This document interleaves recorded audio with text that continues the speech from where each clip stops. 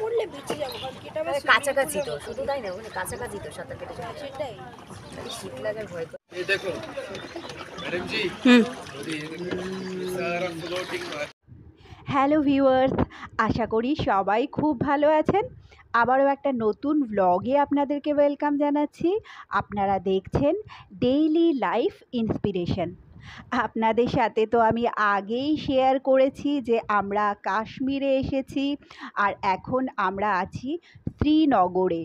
আর এটা আমরা ডাল লেকে শিকারা রাইডে বেরিয়েছি।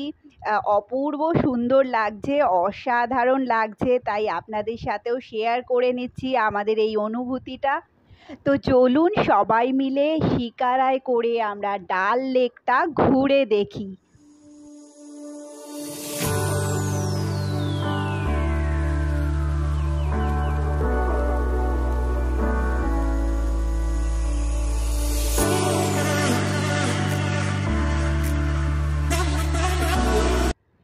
আর এই শিকারায় করেই আপনারা ডাল লেকের বিভিন্ন দোকানে পৌঁছে যেতে পারেন। দেখতেই পাচ্ছেন আপনারা দুদিকে অনেক দোকান রয়েছে, যেখানে আপনারা অনেক কিছু কেনাকাটাও করে নিতে পারেন। তো আমরা এখন সেই রকমই একটা দোকানে চলে এসেছি।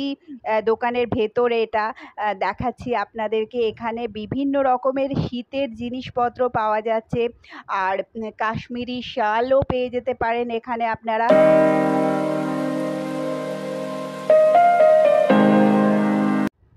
আর এই যে শিকারা থেকে নেবে আরও একটা শপে আমরা পৌঁছে গেছি।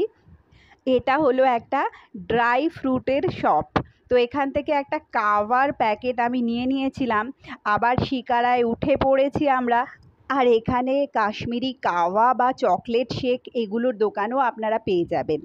তো আমরা আবার সন্ধেবেলা ডাল লেকের পাশে বেরিয়েছিলাম, আর এই ভাই সাইকেলে করে কাওয়া টি বিক্রি করছে। তো আমরা এখান থেকে একটা করে কাওয়া নিয়ে নিয়েছিলাম।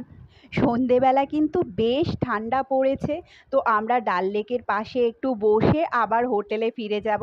তো বন্ধুরা, আজকের ব্লগটা এই পর্যন্তই। আমার ব্লগগুলো কেমন লাগছে কমেন্ট সেকশানে অবশ্যই জানাবেন। দেখা হচ্ছে খুব তাড়াতাড়ি পরের আরেকটা ব্লগে।